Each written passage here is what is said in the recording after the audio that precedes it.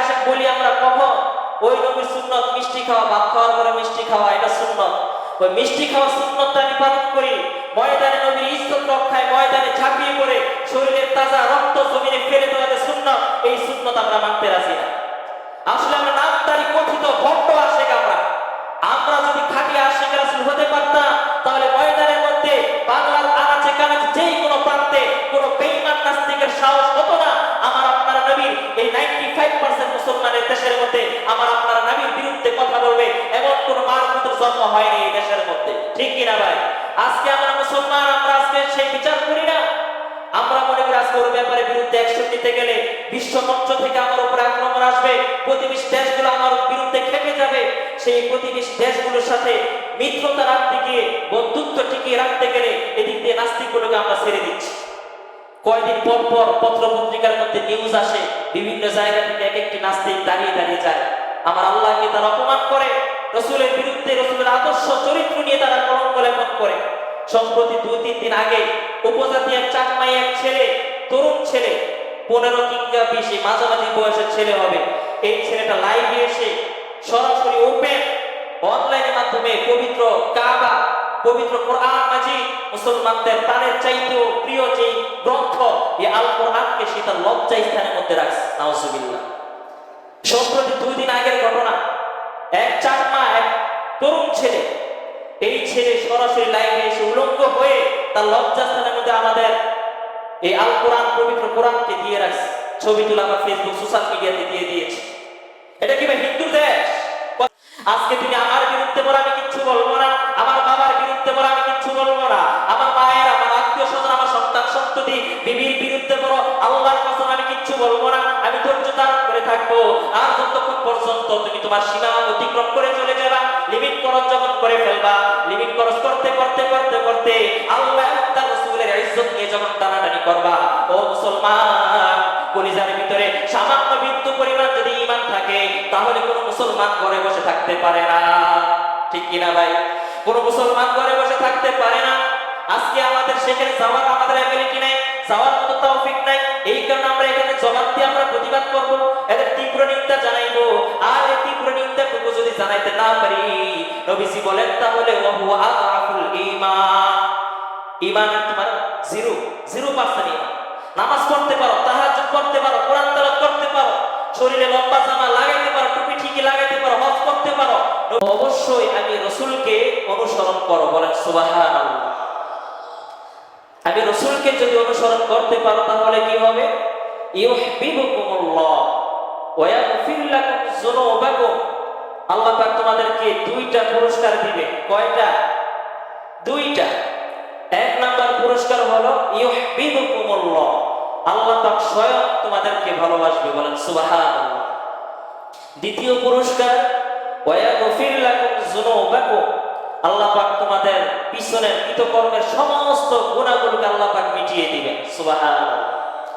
তাহলে এই আলে ইমরান এই সূরার মধ্যে আল্লাহ পাক জানায়া দিলেন যে হে নবী, আপনি মানুষগুলোকে বলেন যে তোমরা যারা আমি আল্লাহকে ভালোবাসার দাবি করো, আমি আল্লাহকে ভালোবাসতে যারা চাও, তাহলে তোমরা যেন অবশ্যই অবশ্যই আমার রাসূলকে যেন তোমরা অনুসরণ করো।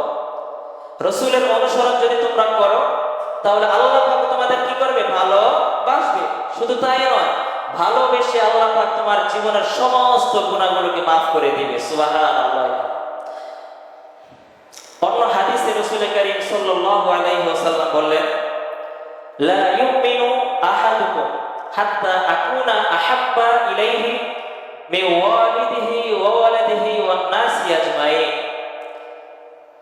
নবী করিম সাল্লাল্লাহু আলাইহি ওয়াসাল্লাম বলেন, হে আমার উম্মতের দল, তোমাদের মধ্য থেকে কোন মানুষ প্রকৃত মুমিন, কামেল মুমিন হতে পারবে না যতক্ষণ না সে তার মা বাবা, ছেলে সন্তান সন্ততি, পৃথিবীর সমাজের সমস্ত মানুষের থেকে, এমনকি স্বয়ং তার নিজের জানের চাইতে আমি রাসূলকে ভালোবাসতে না পারবে, ততক্ষণ পর্যন্ত কোন মানুষ কামেল ঈমানদার হতে পারবে না। সুবহানাল্লাহ। আহাদুকুম হাত্তা আকুনা আহাব্বা ইলাইহি মিন ওয়ালিদিহি ওয়া ওয়ালাদিহি ওয়ান নাসি আজমাইন। নবীজি বললেন, তার পিতামাতা, সন্তান সন্ততি, তার সোসাইটি, সমস্ত মানুষদের থেকে, এমনকি তার নিজের জানের চাইতেও আমি রসুল তার কাছে যদি অধিক প্রিয় না হই, তাহলে সে কশ্চিন কালেও সে ইমানদার দাবি করলেও সে ইমানদার হতে পারবে না। কথাটা বলেছেন প্রিয় নবী হযরত মুহাম্মদুর রাসূলুল্লাহ সাল্লাল্লাহু আলাইহি ওয়াসাল্লাম। তাহলে বোঝা গেল কি, নবীকে নিজের জীবনের চাইতে সব কিছু থেকে, ধন সম্পদ, সন্তান সন্ততি, মা বাবার চাইতে রসুলকে ভালোবাসতে হবে। একবার হযরত ওমর ফারুক রাদিয়াল্লাহু তাআলা আনহু নবীজির দরবারে আসলো। আসার পর বলতেছে, ইয়া রাসূলুল্লাহ, আমি তো আপনাকে সবচাইতে বেশি ভালোবাসি, সবচাইতে বেশি। আমার পরিবার পরিজন, আমার বন্ধু বান্ধব, আমার ব্যবসা, ধন সম্পদ, আমার রাজনৈতিক সব কিছু থেকে আমি আপনি নবীকে সবচেয়ে বেশি প্রাধান্য দিয়ে থাকি। নবীজি বলেন, আচ্ছা তাহলে তোমার নিজের জীবনের চাইতেও কি আমি রসুলকে ভালোবাসো? খেয়াল করেন, নবীজি বললেন যে তোমার নিজের জীবনের চাইতেও কি আমি রসুলকে ভালোবাসো তুমি? হযরত ওমর একটু নীরবতা অবলম্বন করে চিন্তা করে বললেন যে না ইয়া রাসূলুল্লাহ, আমি ওমর আপনাকে সবচাইতে বেশি ভালোবাসি, ঠিক আছে, কিন্তু আমার নিজের বেলায়, নিজের জীবনের চাইতে আমি আপনাকে এখনো ভালোবাসতে পারিনি। কথাটা কে বললো? হযরত ওমর। প্রিয় নবী বললেন, হে ওমর, তাহলে তুমি ঈমানদার হতে পারো না। নবীজি কাকে কথাটা বললেন? ওমর কে ছিলেন? সাহাবী, খোলাফায়ে রাশিদিনের দ্বিতীয় খলিফা ছিলেন। এই ওমরকে প্রিয় নবী বললেন, ওমর তুমি খলিফা ঠিক আছে, তুমি সিদ্দিক, তুমি ফারুক আকবর হতে পারো ঠিক আছে, কিন্তু তুমি কি হও না? ঈমানদার হও না। ওমরের দিলে তো জ্বালা পড়া শুরু হয়ে গেছে, হাই হাই নবী কি বলবে, এত এত কিছু করার পরও ঈমানদারি যদি না হয় তাহলে আল্লাহর কাছে পার পাবো কিভাবে? ঈমান ছাড়া কি আল্লাহ পাক কাউকে মাফ করবে না? হযরত ওমর চিন্তা পেরেশান হয়ে কিছুক্ষণ পর চিন্তা করে করে করে করে এবার নবীজিকে বললেন, ইয়া রাসূলুল্লাহ, এবার আমি ওমর বলতে চাই, আমার অন্তর সাক্ষী দেয়, আমি ওমর আপনি রসুলের জন্য আমার নিজের জীবনকে আপনার কদম উৎসর্গ করে দিতে পারবো। সুবহানাল্লাহ, আমার নিজের চাইতেও বেশি আমি আপনাকে ভালোবাসি। নবীজি বললেন, হে ওমর, খুশি হইয়া নবীজি বললেন, লা ইউমিনু আহাদুকুম হাত্তা আকুনা আহাব্বা ইলাইহি মিন ওয়ালিদিহি ওয়া ওয়ালাদিহি ওয়ান নাসি আজমাইন। নিজের জীবনের চাইতে, সমস্ত মানুষের চাইতে আমি নবীকে যতক্ষণ না তুমি ভালোবাসবা, ততক্ষণ পর্যন্ত তুমি কামেল ঈমানদার হতে পারবা না।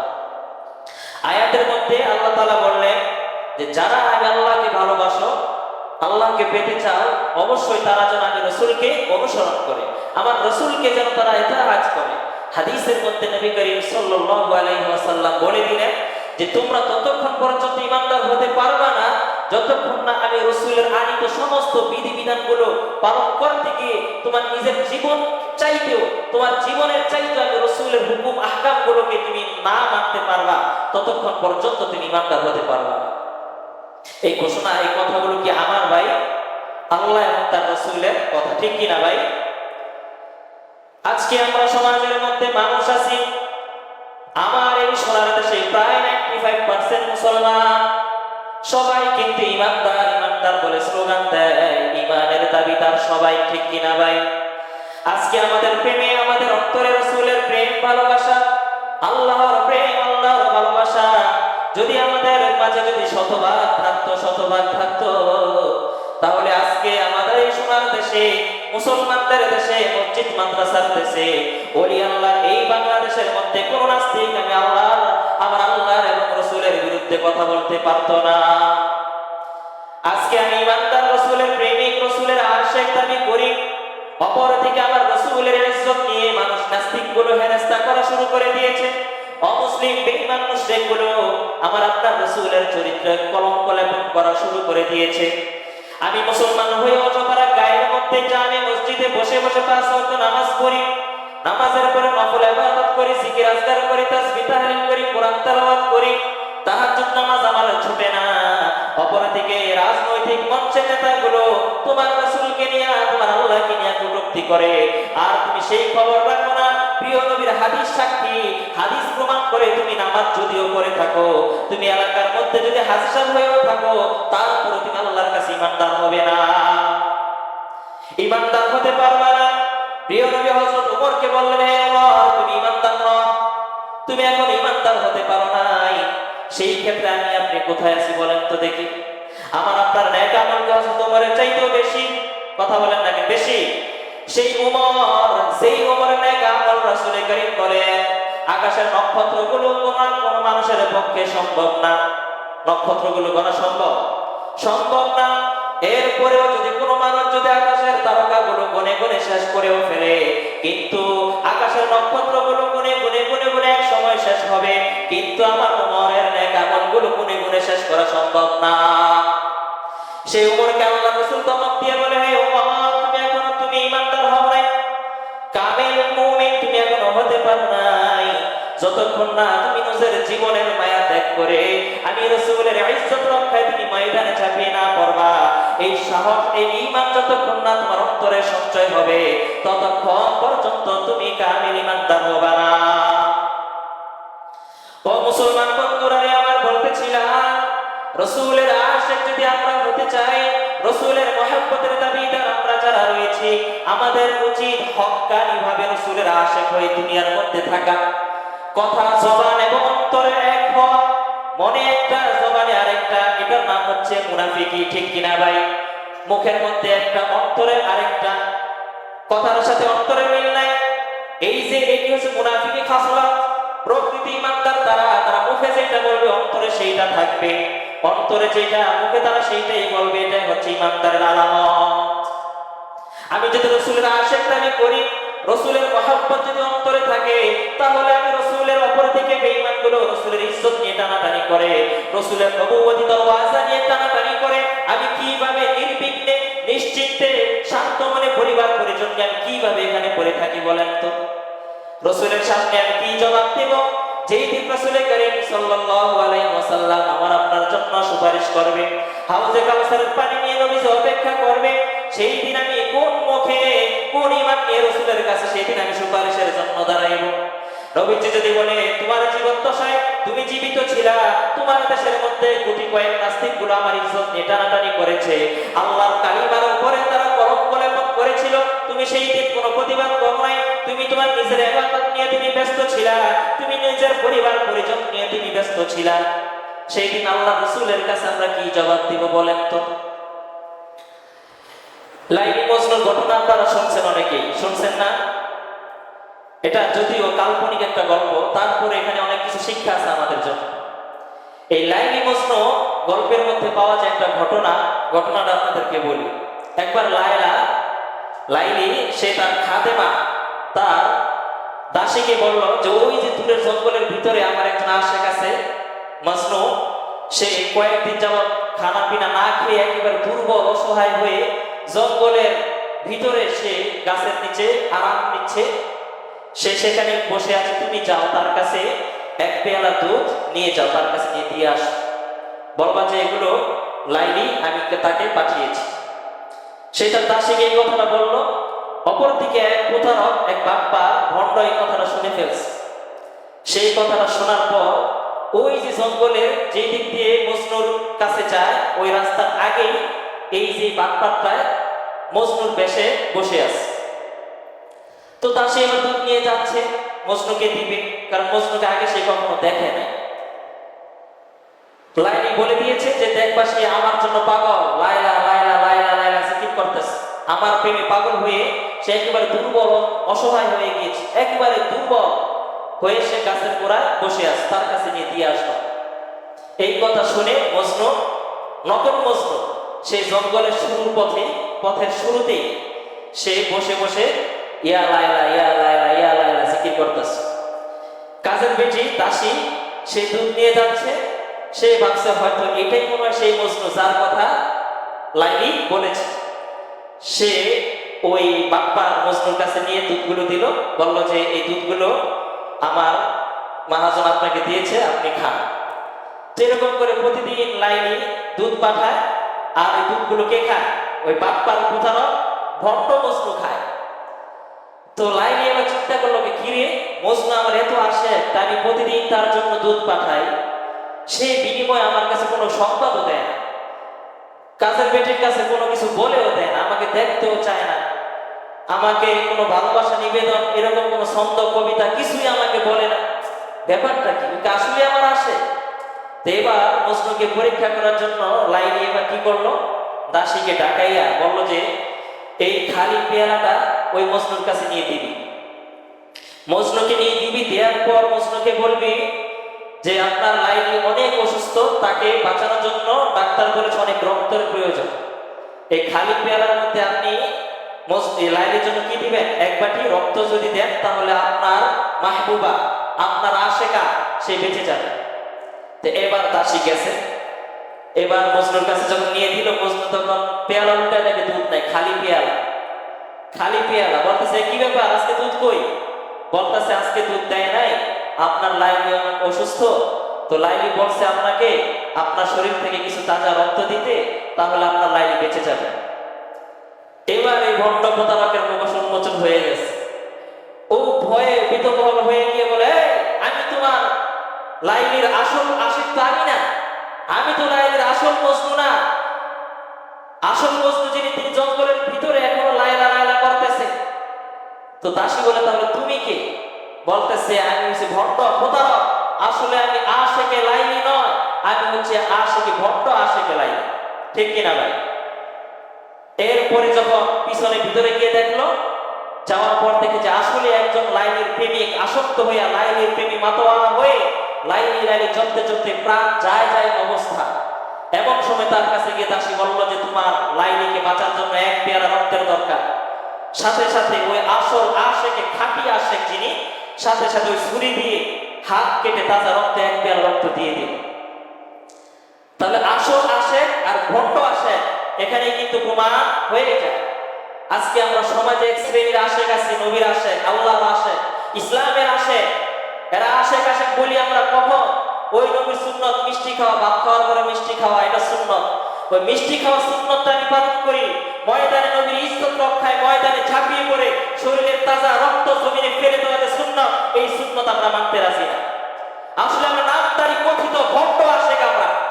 আমরা যদি খাঁটি আশেক রাসূল হতে পারতাম, তাহলে ময়দানের মধ্যে বাংলার আনাচে কানাচে যেই কোনো প্রান্তে কোনো বেঈমান নাস্তিকের সাহস হতো না আমার আপনারা নবীর এই 95% মুসলমানের দেশের মধ্যে আমার আপনারা নবীর বিরুদ্ধে কথা বলবে, এমন কোন মারকুতুর জন্ম হয়নি এই দেশের মধ্যে। ঠিক কিনা ভাই? আজকে আমরা মুসলমান, আমরা আজকে সেই বিচার করি না। আমরা মনে করি আজকে ওর ব্যাপারে বিরুদ্ধে অ্যাকশন নিতে গেলে বিশ্ব মঞ্চ থেকে আমার উপরে আক্রমণ আসবে, প্রতিবেশী দেশগুলো আমার বিরুদ্ধে খেপে যাবে। সেই প্রতিবেশী দেশগুলোর সাথে মিত্রতা রাখতে গিয়ে, বন্ধুত্ব টিকিয়ে রাখতে গেলে এদিক দিয়ে নাস্তিকগুলোকে আমরা ছেড়ে দিচ্ছি। কয়েকদিন পর পর পত্র পত্রিকার মধ্যে নিউজ আসে, বিভিন্ন জায়গা থেকে এক একটি নাস্তিক দাঁড়িয়ে দাঁড়িয়ে যায়, আমার আল্লাহকে তারা অপমান করে, রসুলের বিরুদ্ধে, রসুলের আদর্শ চরিত্র নিয়ে তারা কলঙ্ক লেপন করে। সম্প্রতি 2-3 দিন আগে উপজাতি এক চাকমাই এক ছেলে, তরুণ ছেলে, 15 কিংবা 20 মাঝামাঝি বয়সের ছেলে হবে, এই ছেলেটা লাইভে এসে সরাসরি ওপেন অনলাইনের মাধ্যমে পবিত্র কাবা, পবিত্র কোরআন মাজিদ, মুসলমানদের প্রাণের চাইতেও প্রিয় যে গ্রন্থ এই আল কোরআনকে সে তার লজ্জা স্থানের মধ্যে রাখছে। নাউজুবিল্লাহ। সম্প্রতি 2 দিন আগের ঘটনা, এক চাকমা এক তরুণ ছেলে, এই ছেলে সরাসরি লাইভে এসে উলঙ্গ হয়ে তার লজ্জা স্থানের মধ্যে আমাদের এই আল কোরআন, পবিত্র কোরআনকে দিয়ে রাখছে। ছবি তুলে আমার ফেসবুক, সোশ্যাল মিডিয়াতে দিয়ে দিয়েছে। এটা কি ভাই হিন্দুর দেশ? কথা বলে হিন্দুর দেশ? এটা খ্রিস্টানের দেশ? এটা কিসের দেশ? মুসলমানদের দেশ, ওলি আল্লাহর দেশ, মসজিদ মাদ্রাসার দেশ, কোরআন হাদিসের দেশ। এই দেশের মধ্যে সংখ্যাগরিষ্ঠ মানুষ মুসলমান। এই দেশের মধ্যে আমাদের বাপ দাদা পূর্বপুরুষ যারা ছিলেন সবাই মুসলমান। এই দেশের মধ্যে একটা নাস্তিকের বাচ্চা, চাকমা উপজাতির বাচ্চা কিভাবে সাহস হয়, কিভাবে সাহস হয় মুসলমানের কোরআনকে এসে তার লজ্জাস্থানে লাগানো? এই সাহসটা কিভাবে হয়? মুসলমান, তোমার অন্তরের মধ্যে কি ব্যথা লাগে না? তোমার অন্তর ইমানের চেতনা কি এখনো জেগে ওঠে নাই? কবে জেগে উঠবে তোমার চেতনা? তুমি মুসলমান মুসলমান দাবি করো, তুমি মুসলমানের কোনো কাজই তো করো না। তুমি নবীর উম্মত দাবি করো, সুন্নাহ মানো না, নবীর অপমানে তোমার হৃদয় কাঁদে না। তুমি বিজাতীয় সংস্কৃতিতে সপেছো পড়া, তুমি কেমন মুসলমান, কেমন মুসলমান, তুমি কেমন মুসলমান? ঠিক কিনা ভাই? আজকে কিছুদিন আগে আমার বাংলার ঘটনা বললাম, সম্প্রতি এই যে এই মাসের চলতি মাসের শুরুতে আরেকটা ঘটনা ঘটে। চলতি মাসের সম্প্রতি কয়েকদিন আগে ভারত আমাদের পার্শ্ববর্তী দেশ, এই দেশে একজন হিন্দু যাজক, যিনি হিন্দু ধর্মের পণ্ডিত, রামগিরি মহারাজ তার নাম। এই হিন্দু ধর্ম প্রচারক রামগিরি মহারাজ, তিনি তাদের ধর্মীয় উৎসবে, ধর্মীয় অনুষ্ঠানের মধ্যে তিনি দাঁড়িয়ে দাঁড়িয়ে আমার আপনার নবী, কলিজার নবী, যেই নবীর জন্য আমাদের জীবন, আমাদের জান উৎসর্গ করে দেয়, ঠিক কিনা, সেই নবীর আদর্শ নিয়ে সেই জনসম্মুখে সমাবেশের মধ্যে ওপেন আমার নবীকে অপমান করেছে, আমার নবীর আদর্শকে সে অপমান করেছে, আমার আপনার নবীর চরিত্র নিয়ে এই রামগিরি মহারাজ সে আমার নবীকে আমার নবীকে সে অপমান করেছে। এই রামগিরি মহারাজের বিচার প্রশাসন করে নাই, উল্টা ওই এলাকার বিজেপির আরেকজন রাজনৈতিক নেতা নেতেশ রানা তার নাম, সে উল্টাই রামগিরি মহারাজের পক্ষপাতিত্ব করে তার সাপোর্ট দিয়ে তাকে শেল্টার দেওয়া শুরু করে দিয়েছে। আজকে ভারতের যত মুসলমান রয়েছে তার অন্তরের মধ্যে বন্যায় অন্তর আগুন জ্বলে উঠেছে, ঈমানি চেতনা ফুটে উঠেছে। পশ্চিমাঞ্চলের ভারতের মুম্বাই শহরের মধ্যে রাজপথগুলো মুসলমান তারা ঈমানি দাবি নিয়ে, রসুলের ভালোবাসার দাবি নিয়ে, রসুলের ইজ্জত রক্ষা করতে গিয়ে ভারতের প্রত্যেকটা অঞ্চলের মুসলমানগুলো আজকে এক হয়ে গিয়েছে। তাদের দাবি একটাই, ক্ষমতা চায় না, টাকা চায় না, ঘর বাড়ি চায় না, নারী গাড়ি কোনো কিছুই তারা চায় না। তাদের দাবি একটাই দাবি, এই রামগিরি মহারাজ যিনি আমার রসুলের ইজ্জত নিয়ে কলঙ্ক করেছে, রসুলের ইজ্জতের মধ্যে যিনি কালি লাগিয়েছে, এই রামগিরি মহারাজের দৃষ্টান্তমূলক শাস্তি হতে হবে। এবং তার সাথে যে শেল্টার দিয়েছে নাতেশ রানা, এই নাতেশ রানাকে পর্যন্ত দৃষ্টান্তমূলক শাস্তি দিতে হবে, ঠিক কিনা ভাই? আজকে আমরা মুসলমান, আমাদের স্বার্থ নাই মুম্বাই গিয়ে মিছিল করা, আমাদের আজকে স্বার্থ নাই মুম্বাই গিয়ে মুসলমানদের সাথে জিহাদে শরীক হওয়া, আমাদের স্বার্থ নাই। কিন্তু আমাদের স্বার্থ তো আছে এই যে বাংলার মানুষগুলোকে ঈমানি বলিয়ান হয়ে মানুষগুলোকে ঈমানি চেতনা জাগিয়ে দেওয়া, এই স্বার্থ তো আমাদের আছে। কি বলেন ভাই? প্রিয় নবী রাসূল করিম সাল্লাল্লাহু আলাইহি ওয়াসাল্লাম বলেন, মান রাআ মিনকুম মুনকারান ফালিয়ুগাইয়ির বিয়াদি।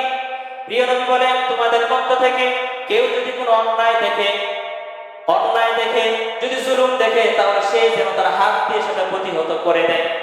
ফামাল্লাম ইয়াস্তাতি ফাবিলিসানি। প্রিয় নবী বলেন, হাত দিয়ে প্রতিবাদ করা তার ক্ষমতা নাই, তাহলে সে যেন ফাবিলিসানি, সে যেন তার জবান দ্বারা, কথা দ্বারা এটাকে প্রতিহত করে, প্রতিবাদ জানায়। ফামাল্লাম ইয়াস্তাতি ফাবিকলবি। মুখ দিয়েও তার প্রতিবাদ করার কোনো ক্ষমতা নাই, জবান খুললেই তাকে গুম করে ফেলবে, কথা বললেই তাকে হত্যা করে ফেলবে। এইরকম সিচুয়েশন যদি হয়, তাহলে কথাও বলতে পারে না, হাত দিয়ে বাধাও দিতে পারে না। ফাবি কলবি, নবীজি বলেন 3 নম্বর অপশন হলো তার জন্য, সে যেন অন্তর থেকে ওই দুষ্কৃতিকারীকে, অন্যায়কারীকে যেন অন্তর থেকে যেন ঘৃণা করে। অন্তর থেকে কি করে? নবীজি বলেন হুয়া আযাফুল ঈমান। আর অন্তর থেকে ঘৃণা করা এটা ঈমানের সর্বনিম্ন স্তর। অন্তর থেকে ঘৃণা যদি তোমার না থাকে, তাহলে তোমার ঈমানটা একেবারে জিরো হয়ে যায়, ঈমানটা জিরো হয়ে যায়। পাশের জায়গায় নবীকে অপমান করা হয়, রাসূলকে অপমান করা হয়, ইসলামকে ব্যঙ্গ করা হয়, কোরআনকে হেনস্থা করা হয়। তোমার উচিত ছিল হাত দিয়ে এটার প্রতিবাদ জানানো। তুমি যেহেতু হাত দিয়ে প্রতিবাদ জানাইতে পারো নাই, ফাবি লিসানি, তাহলে তোমার জন্য আবশ্যক হলো জবান দ্বারা কথা বলা, কথার মাধ্যমে এটার প্রতিবাদ জানানো। আর কথার মাধ্যমে যদি প্রতিবাদ জানানোর যদি তোমার অ্যাবিলিটি না থাকে, তাহলে তোমার জন্য উচিত হলো অন্তর থেকে মানুষগুলোকে ঘৃণা করা, অন্তর থেকে ঘৃণা করা। আর যারা এদের প্রতিবাদ করে, যারা এদের বিরুদ্ধে বলে, এদের পক্ষে থাকা, এদেরকে সাহায্য সহযোগিতা করা। কিন্তু আজকে আমরা এটা করি না, বরং যারা অন্যায়ের বিরুদ্ধে যারা কথা বলে, ওই মানুষগুলোকে আজকে আমরা গুম করে দেই, ঠিক কিনা ভাই?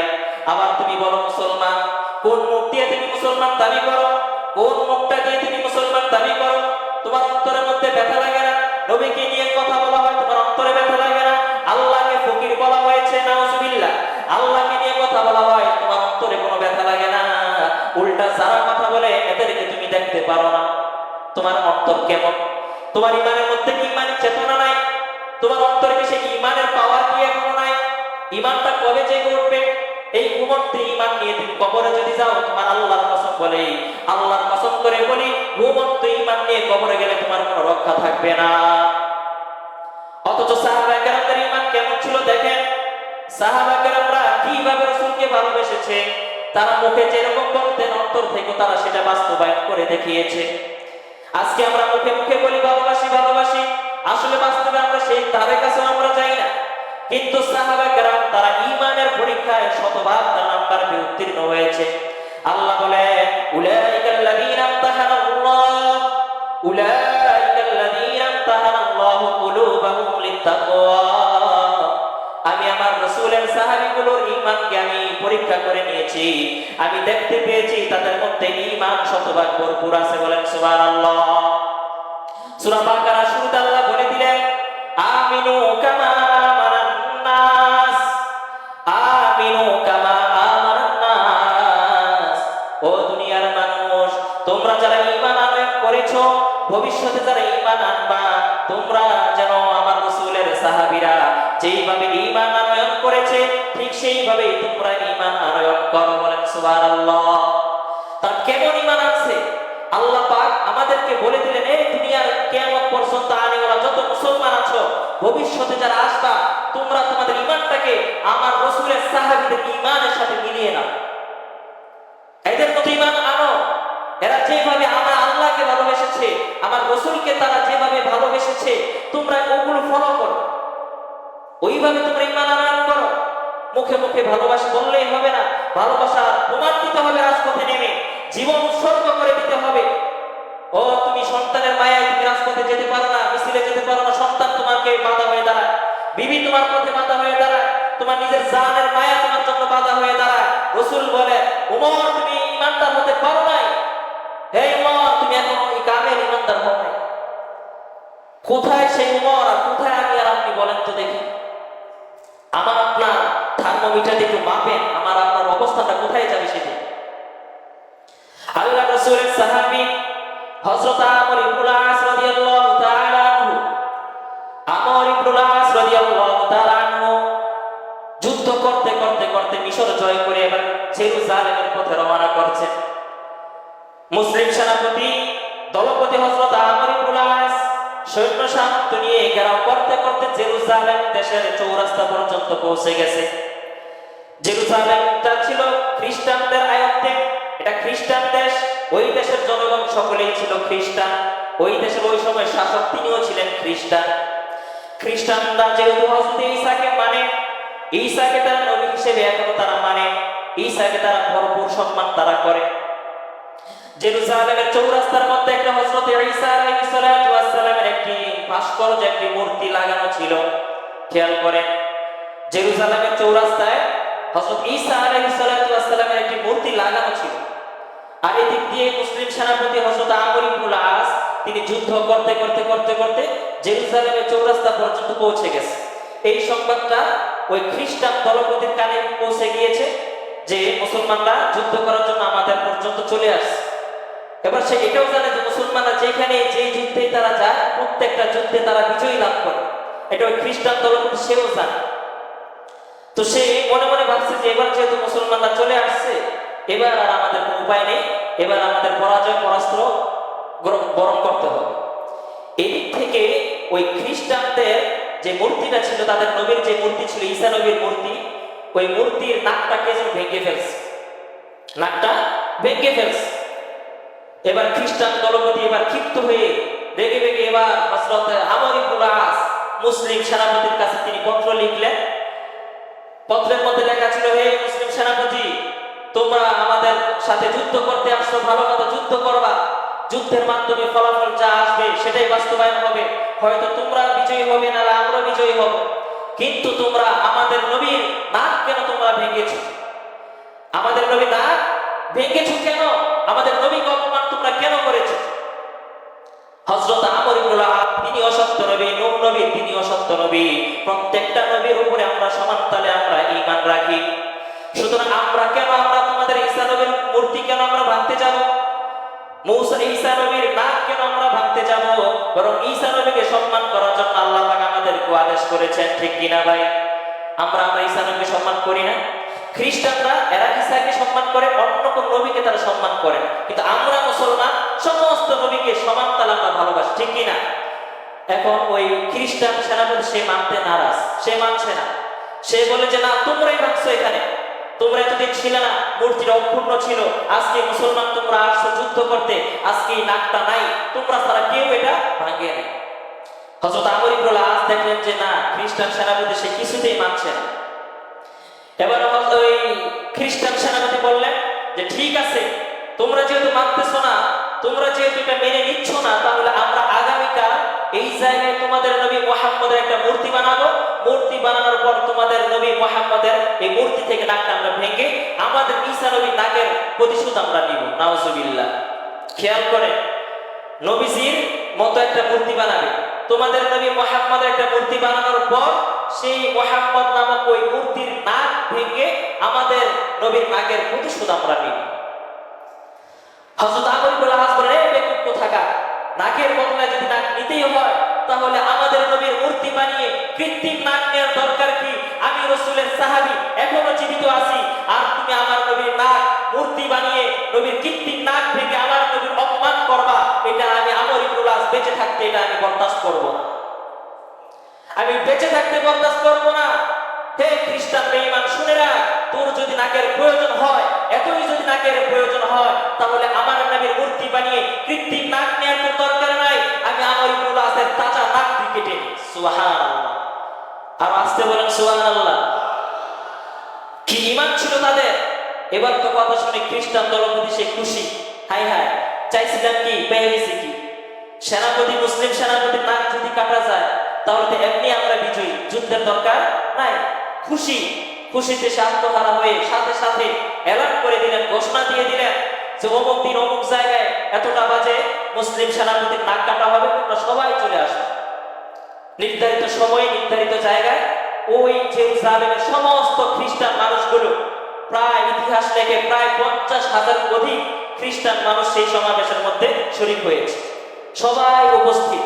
এদিক থেকে আমর ইবনুল আস তিনি সকালে ফজর নামাজ পড়ে তিনি সারাটা দিন সে আগ্রহে অপেক্ষা করতেছে কখন তার নাক কাটা হবে। আর মুসলমান সৈন্য শিবিরের মধ্যে মানুষের কান্নার রোল পড়ে গেছে, হাই হাই কি হলো, এরকম একটা নিরপরাধ নির্দোষ পবিত্র মানুষ, নির্দোষ বিনা কারণে আজকে তার নাকটা কাটা যাবে। মুসলমান সেনাপতিরা ওই সৈন্য শিবিরে সবাই কান্নার রোল পড়ে গেছে। অপরদিকে আমর ইবনুল আসের মুখের মধ্যে হাসি। জিজ্ঞাসা করা হলো, হে খলিফাতুল মুসলিমিন, আপনি হাসছেন কেন? আপনার নাক কাটা যাবে, আপনি হাসছেন এখন? হযরত আমর ইবনুল আস বললেন, ভাই আমার, ও রাসূলের সাহাবী, আমি আমর ইবনুল আস আল্লাহর কাছে দাঁড়াইয়া আল্লাহর কাছে পেশ করার মতো নির্ভরযোগ্য আমার কাছে কোনো আমল নাই, তেমন কোনো ইবাদত নাই, আল্লাহর কাছে কি পেশ করব? আজকে নবীর ইজ্জত রক্ষায় যদি আমি আমর ইবনুল আসের একটা নাক কাটাও চাই, তাহলে কাল কিয়ামতের ময়দানে আল্লাহর কাছে নাকটা নিয়ে আমি হাজির হতে পারবো। সুবহানাল্লাহ। কোন আমল চলে নাই, কিছুই তো করতে পারলাম না নবীজির জন্য। আজকে যদি নাকটা কেটে ইতিহাস করে যেতে পারি কিয়ামতের ময়দানে, আমার বিশ্বাস আমার নবী আমাকে রেখে সে জান্নাতে যাবে না। সুবহানাল্লাহ। এদিক থেকে খ্রিস্টান দলপতি এলান করে দিলেন, কোথায় মুসলমান সেনাপতি, তুমি কোথায় আসো, মঞ্চে আসো, তোমার জন্য নাক কাটার জন্য জল্লাদ উপস্থিত হাজির। এবার মুসলিম সেনাপতি হযরত আমর ইবনুল আস তিনি এবার মঞ্চের দিকে স্টেজে ওঠার জন্য তিনি হাঁটি হাঁটি পা পা করে এগিয়েছে। স্টেজে ওঠার পর খলিফা হযরত আমর ইবনুল আস তিনি কান্নায় ভেঙে পড়লেন, কান্না করতেছেন। এবার খ্রিস্টান দলপতি হযরত আমর রাদিয়াল্লাহু তাআলা আনহুর কাছে এসে বলে যে ভাই, একটা নাক দিবা, সামান্য নাকের কারণে তোমার এত কান্না, জীবন তো আর দিতাছ না, কল্লা তো আর দিতাছ না, এই নাকের জন্য তোমার এত মায়া। হযরত আমর ইবনুল আস রাদিয়াল্লাহু তাআলা আনহু বলেন, ও বেঈমান, আমি আমর কান্না করি নাকের মায়ায়, আমি কান্না করি না, আমি কান্না করে আফসোস, আফসোস হয় আমার অন্তরে, আমার অন্তরে ব্যথা। কারণ হাশরের ময়দানে আল্লাহর রাসূলের সঙ্গে হাজার হাজার লক্ষ লক্ষ অনেক গলা কাটা শহীদ আল্লাহর রাসূলের সাথে দাঁড়াইবে। সুবহানাল্লাহ। আল্লাহর রাসূলের সঙ্গে ডানে বামে অনেক গলা কাটা শহীদ থাকবে, যারা দুনিয়ার মধ্যে আল্লাহর বিধান রাসূলের সম্মান রক্ষা করার জন্য বেঈমানদের সাথে যুদ্ধ করে গলা কেটে ফেলেছে, কল্লা ফেলে দিয়েছে, অনেকে হাত ফেলে দিয়েছে, অনেকে পা ফেলে দিয়েছে। কাল কিয়ামতের ময়দানে রাসূলের সঙ্গে এত এত বড় বড় শহীদদের সামনে আমি সামান্য একটা নাক নিয়ে হাজির হব। এই নাকের মূল্য তাদের সামনে তো কিছুই না। আমি আমর ইবনুল আসের নাকের তো কোনো ভ্যালু থাকবে না। হাজার হাজার গলা কাটা শহীদদের সামনে আমার নাকের কি বা মূল্য থাকবে, এই আফসোস করে করে আমি কান্না করতেছি। আল্লাহু আকবার। এই কথা শুনে খ্রিস্টান দলপতির রাগ আরো বেড়ে গেল। জল্লাদকে সঙ্গে সঙ্গে আওড়া দিল, জল্লাদ নাক কেটে ফেল। জল্লাদ যখন ধারালো ছুরি নিয়ে হযরত আমর ইবনে আসের তাজা নাক কাটতে যখন সামনে আসবে, যখন নাকের উপরে যখন ছুরি রাখলো, হঠাৎ করে লক্ষ লক্ষ জনসমুদ্রের মধ্য থেকে একজন খ্রিস্টান পাদ্রী দাঁড়াইয়া যায় আর বলে, বাদশাহ নামদার, থামেন থামেন, আল্লাহু আকবার। ও বাদশাহ, থামেন থামেন, অনেক হয়েছে অনেক হয়েছে। এই যে দেখেন, নাকের বদলায় যদি নাক নিতেই হয়, তাহলে ওই যে মুসলমান সেনাপতি আমর ইবনে আস, পবিত্র মানুষ, নির্দোষ মানুষের নাক নেওয়ার কোনো দরকার নাই। এই যে দেখেন, আমাদের নবী ঈসা নবীর নাকের এই যে এই মূর্তি, এই নাকের টুকরাটা এখন আমার হাতের মধ্যে আছে। আমি নিজে আমার নিজের নবীর নাক ভেঙেছি। আমি খ্রিস্টান পাদ্রী, খ্রিস্টান ধর্মের একজন আলেম, আমি ইনজিল কিতাবের একজন বড় আলেম। আমি নিজে খ্রিস্টান হয়ে খ্রিস্টানদের নবীর নাক আমি ভেঙেছিলাম। একটা কারণ ছিল, যেই কারণটা হলো যাতে করে আমরা যেন মুসলমান নবীদের মূর্তি বানাইয়া তাদের নাক ভেঙে যেন মুসলমান নবীকে অপমান করতে পারি। ও বাদশাহ নামদার, আসলে বিষয়টা এমন নয়। আমি চেয়েছিলাম আমার নবীর নাক ভেঙে মুসলমানদের নবীর অপমান করতে, কিন্তু আমি জানি না এই জাতি তারা তাদের নবীকে এত পরিমাণ ভালোবাসে, এত পরিমাণ ভালোবাসে, যেই নবীর জন্য নিজের তাজা নাক কেটে দেয়, কিন্তু বিনিময়ে নবীর মূর্তি বানাইয়া নকল নাক তারা দিতে জানে না। নিজের জীবন্ত তাজা নাক দিতে জানে, কিন্তু বিনিময়ে নবীজির সামান্যতম মূর্তি বানিয়ে তার নাক ভেঙে নবীজির সামান্য ইজ্জত হানি হবে, সম্মান হানি হবে। এই সম্মান হানিটুকু তারা বরদাস্ত করতে পারে না। এত পরিমাণ ভালোবাসা যেই জাতির অন্তরে নিজেদের নবীর প্রতি এত ভালোবাসা, এত ভালোবাসা, আমার অন্তর সাক্ষী দেয়। আমি তোমাদের ধর্মের আলেম, আমি একজন খ্রিস্টান পাদ্রী। এতদিন তোমাদেরকে খ্রিস্টান ধর্মের দিকে ডেকেছি, এতদিন তোমাদেরকে আমি ইনজিল কিতাবের দিকে ডেকেছি, এতদিন তোমাদেরকে আমি মুসলমানদের বিরুদ্ধে লেলিয়ে দিয়েছি। আজকে আমি তোমাদের আলেম হিসেবে, তোমাদের ইমাম হিসেবে আমি বলতে চাই, এই যে আমর ইবনে আস সহ তার সঙ্গে যত সৈন্য সামন্ত রয়েছে, একটাও কিন্তু তারা কিন্তু বিপথে নয়, একটাও ভুল পথে নয়। তারা প্রত্যেকটা মুসলমান, তারা সঠিক পথের মধ্যে রয়েছে। বলেন সুবহানাল্লাহ। এখনই চলো হাতে হাত রেখে আমরা এই যে আমর ইবনে আসের সাথে হাতে হাত রেখে আমরা মুসলমান হয়ে যাই। ইতিহাস লেখে ওই সময়ে ওই সমাবেশের মধ্যে প্রায় 50,000 উপরে খ্রিস্টান ছিল, যারা নাকি আমর ইবনে আসের হাতের উপরে হাত রেখে একসাথে তারা মুসলমান হয়ে গিয়েছে। আজকে আমাদের মুসলমান, আমাদের নবীর ব্যথা আমাদের অন্তরে নাই। আজকে কিভাবে আমি সুন্দরভাবে নিশ্চিন্তে জীবনযাপন করি বলেন তো দেখি। আজকে বলতে পারেন যে মুম্বাইয়ের ঘটনা আমাদের কি, মুম্বাইয়ে ঘটে যাওয়া ঘটনা আমাদের কি? হ্যাঁ, অবশ্যই আমাদের ঈমানি চেতনা যদি থাকে, ঈমানের দাবি যদি আমরা করে থাকি, তাহলে মুসলমান যেই দেশের মধ্যে আমার নবীকে নিয়ে ব্যঙ্গ করা হয়, অথচ ওই দেশের প্রশাসন সেই ঈমানের বিচার করে না, তাহলে মুসলমান হিসেবে, ঈমানদার হিসেবে ওই দেশের সাথে কোনো সম্পর্ক আমাদের থাকতে পারে না। ঠিক কি না ভাই? মুসলমানদের দাবি, নবীজি বলেন, তোমার যদি হাত দ্বারা বাধা দেওয়ার যদি ক্ষমতা থাকে, তুমি হাত দ্বারা বাধা দাও। হাত দ্বারা ক্ষমতা যদি না থাকে, ফাবি লিসানি, জবান দ্বারা তুমি প্রতিবাদ করো। আর যদি জবান দ্বারা প্রতিবাদ করার যদি তোমার ক্ষমতা না থাকে, তাহলে তুমি অন্তর দ্বারা তুমি এইগুলোকে ঘৃণা করো। যেই লোকগুলো এদের বিরুদ্ধে যায়, তাদের সহযোগিতা করো। আজকে আমাদের ঈমান যদি থাকে, তাহলে কোন মুসলমান আজ পর্যন্ত ভারতের দালালি করতে পারবে না। আজকে আমাদের ভিতরে রাসূলের প্রেম যদি থাকে, কোন মানুষ আজকে ওই ভারতের পাও চাটতে পারে না। কথা বলেন ঠিক কিনা? কারণ মুসলমান তারা সহ্য করতে জানে, মুসলমান তারা ত্যাগ করতে পারে, মুসলমান তারা সবকিছু স্যাক্রিফাইস করতে পারে। কিন্তু যখন মুসলমান আল্লাহ এবং তার রাসূলের উপরে আক্রমণ করা হয়, মুসলমান তারা ঘরে বসে থাকতে পারে না। আজকে তুমি আমার বিরুদ্ধে বলো, আমি কিচ্ছু বলবো না। আমার বাবার বিরুদ্ধে বলো, আমি কিচ্ছু বলবো না। আমার মায়ের, আমার আত্মীয় স্বজন, আমার সন্তান সন্ততি, বিবির বিরুদ্ধে বলো, আল্লাহর কসম আমি কিচ্ছু বলবো না। আমি ধৈর্য ধারণ করে থাকবো। আর যতক্ষণ পর্যন্ত তুমি তোমার সীমা অতিক্রম করে চলে যাবা, লিমিট ক্রস যখন করে ফেলবা, লিমিট ক্রস করতে করতে করতে করতে আল্লাহ এবং তার রাসূলের ইজ্জত নিয়ে যখন টানাটানি করবা, ও মুসলমান, কলিজার ভিতরে সামান্য বিন্দু পরিমাণ যদি ঈমান থাকে, তাহলে কোন মুসলমান ঘরে বসে থাকতে পারে না। ঠিক কিনা ভাই? কোন মুসলমান ঘরে বসে থাকতে পারে না। আজকে আমাদের সেখানে যাওয়ার আমাদের অ্যাবিলিটি নাই, যাওয়ার মতো তৌফিক নাই। এই কারণে আমরা এখানে জবাব দিয়ে আমরা প্রতিবাদ করব, এদের তীব্র নিন্দা জানাইবো। আর এই তীব্র বলেন তাহলে ওয়া আদাফুল ঈমান, ঈমানের তোমার 0% ঈমান।